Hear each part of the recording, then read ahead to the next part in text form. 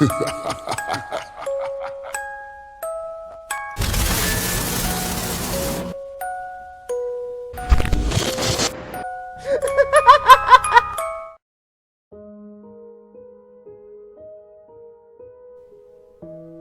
eu tinha 12 anos, cheguei à conclusão de que todos no mundo, incluindo a minha própria família, me odiavam. Eu nunca fui uma criança problemática, mas meus pais sempre me tratavam como tal. Por exemplo, eu precisava estar em casa às 5 horas, todos os dias. Isso claramente restringia minha quantidade de tempo para brincar ao ar livre. Eu não tinha permissão para trazer qualquer amigo para brincar em casa, nem permitida ir à casa de qualquer outro. Eu tinha que fazer a minha lição de casa logo após que chegava do colégio, não importava quanto tempo levasse. Meus pais se recusavam a me comprar qualquer videogame e me obrigavam a ler livros e, em seguida, escrever um relatório do livro para provar que eu realmente tinha lido. Agora, mesmo que essas regras listadas acima foram bastante frustrantes para mim quando criança, não foi a coisa que mais me chateou. O que realmente me machuca é a falta de compaixão em nome dos meus pais. Minha mãe era uma mulher amarga, que sempre me fez sentir culpado de acidentes ou erros que cometi. Meu pai só demonstrava uma emoção: frustração. A única vez que ele falou comigo foi quando gritou para receber os resultados dos testes escolares ou me bater por mau comportamento. Mas já disse o suficiente sobre eles. Vamos falar sobre o psicólogo de minha escola. Para sua própria privacidade, vamos chamá-lo apenas de Dr. Tanner. Como a maioria das escolas secundárias dos Estados Unidos, um psicólogo está sempre disponível no campus durante o horário escolar para ajudar todos os estudantes que necessitam de aconselhamentos emocionais, acadêmicos, social, comportamental e etc. Para ser honesto, eu nunca vi nenhum dos estudantes falando com o Dr. Tanner. Todos os dias, eu passava por seu escritório, no meio do caminho ao refeitório, e espreitava através de uma pequena janela de sua sala. Ele sempre estava sozinho ali, trabalhando em algum documento. Eu imaginava que a maioria das crianças estava com muito medo de falar sobre seus problemas com o adulto, especialmente para um desconhecido. Por essa razão eu levei 3 semanas para reunir coragem suficiente para ir ao escritório. Dia 7 de abril de 1993. Foi o dia que eu decidi expressar meus problemas ao Dr. Tanner. Durante a pausa para o almoço, eu estava na frente da porta do seu escritório, então bati. Através da janela, eu podia vê-lo levantar a cabeça, sorrir e fazer um movimento para eu entrar. Assim, eu entrei. Ele me cumprimentou com uma introdução de si mesmo e perguntou meu nome. Dr. Tanner era um homem de muita fala mansa, que parecia irradiar bondade. Em menos de 30 minutos eu divagava com o Dr. Tanner sobre o modo que meus pais me tratavam e como eles não se preocupavam comigo por nada. Depois de um tempo, minha voz começou a tremer e eu parei de falar. O psicólogo ouviu pacientemente toda a minha situação de braços cruzados e sempre concordando com a cabeça. Eu meio que esperava que ele começasse a falar que eu estava enganado, que meus pais me amavam e muito blá blá blá. Mas ele não fez. Dr. Tanner se inclinou para mim com um sorriso no rosto e disse: Fique sabendo, eu sou o melhor psicólogo da escola no mundo. Eu prometo que vamos resolver isso. Eu revirei os olhos. Tudo bem, mas como? Eu perguntei. Eu tenho os meus caminhos e sou homem de palavra. Eu prometo que dentro de apenas um mês, a relação entre você e seus pais vai mudar para melhor. É isso para sempre. Após uma breve pausa, ele continuou. Porém, eu preciso de você. Preciso que me faça uma promessa.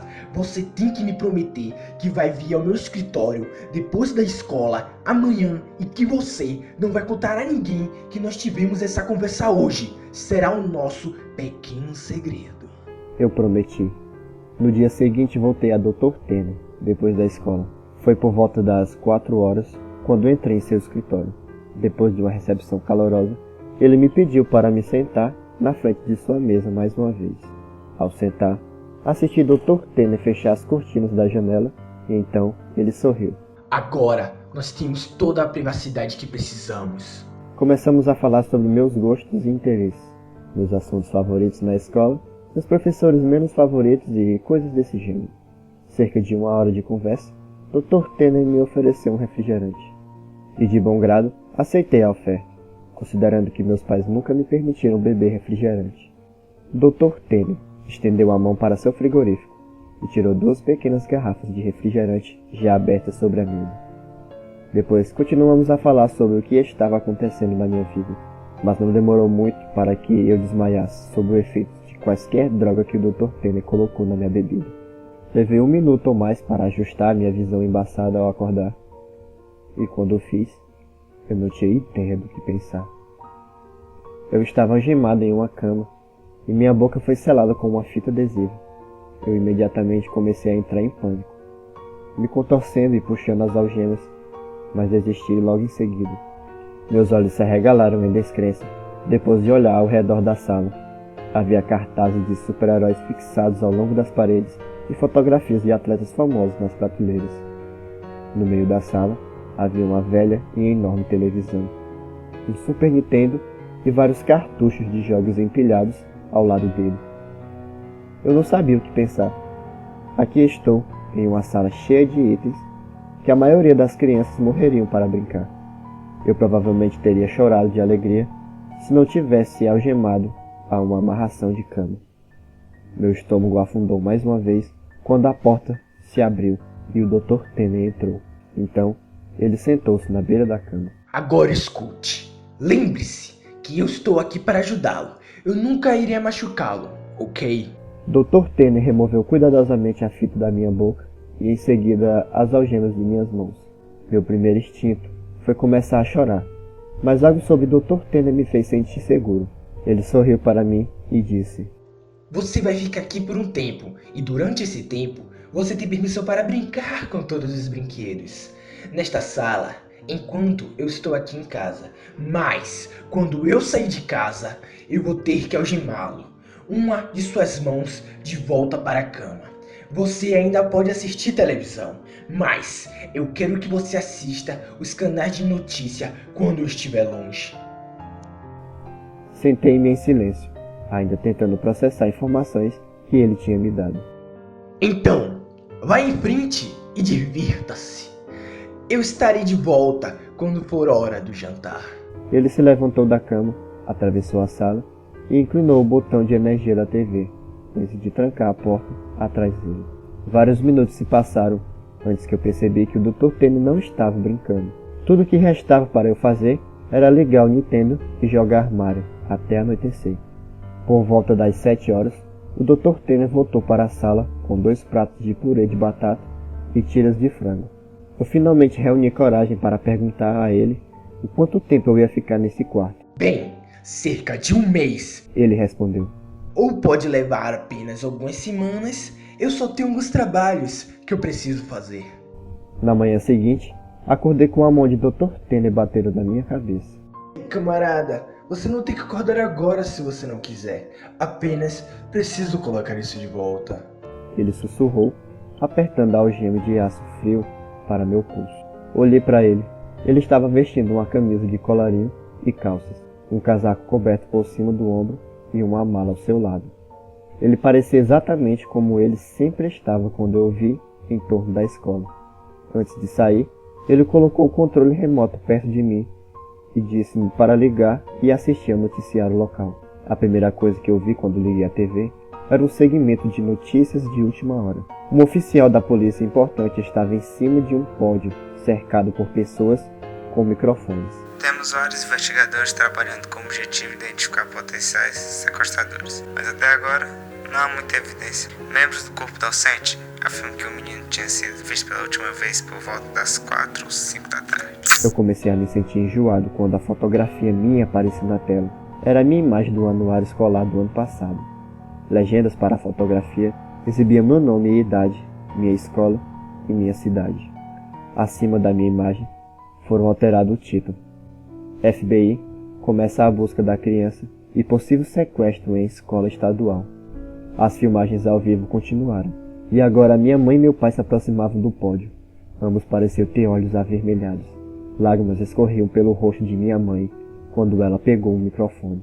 Eu nunca tinha visto tanta emoção vindo da minha mãe, antes que ela chorou ao vivo na televisão, gaguejando em frases como: Por favor, devolva meu filho de volta para mim.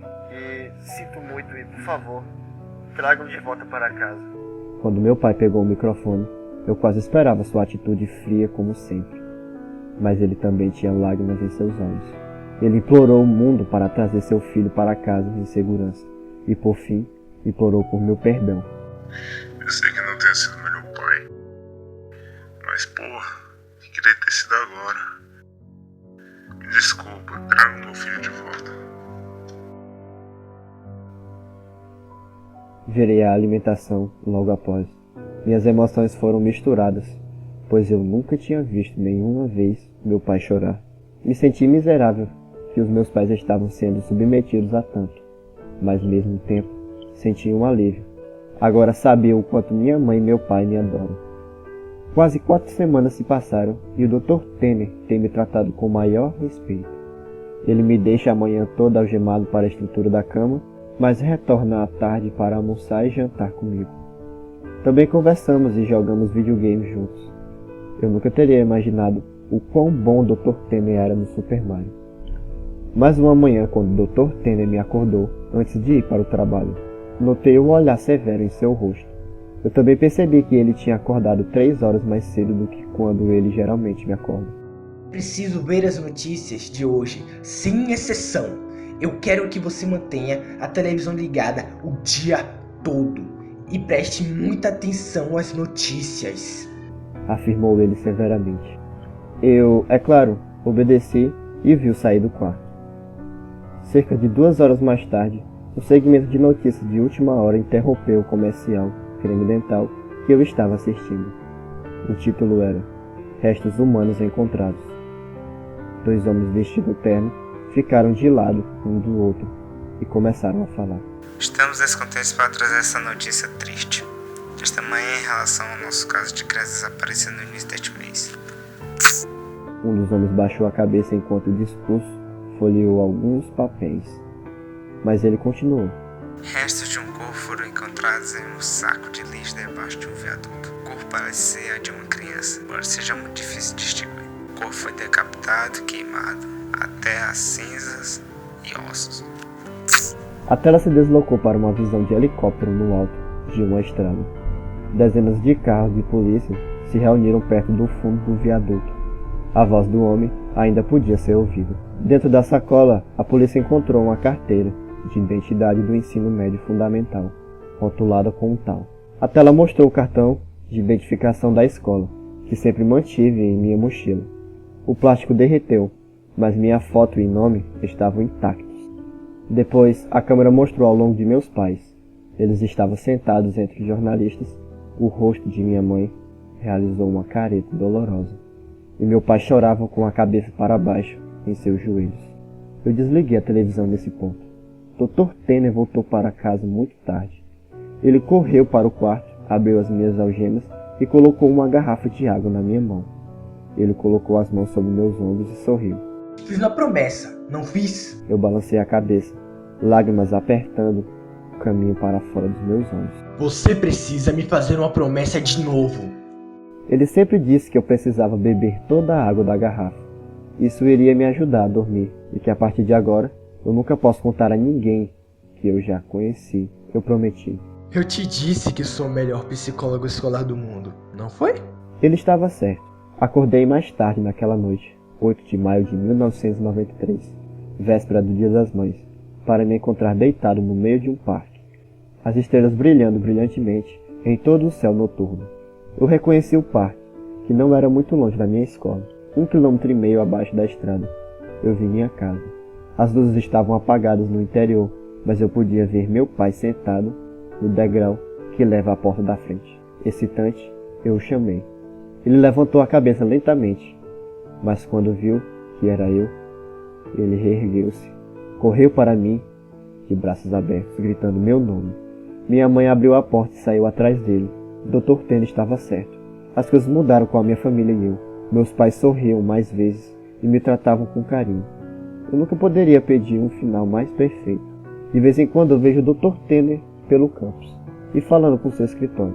Raramente nós fazemos contato visual e muito menos falamos um com o outro. Mas às vezes ele atira para mim uma piscada e um sorriso. Eu sempre vou manter minha promessa a ele e fingir que eu nunca o conheci, mas sempre haverá uma questão que sempre vai atormentar minha mente. Quem o Dr. Penner decapitou e jogou debaixo do viaduto?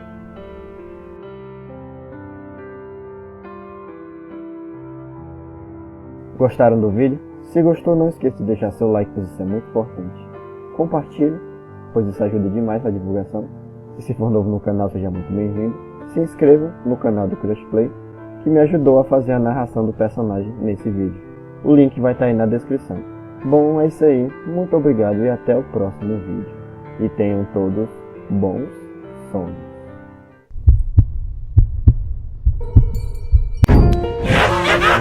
Vai, vai.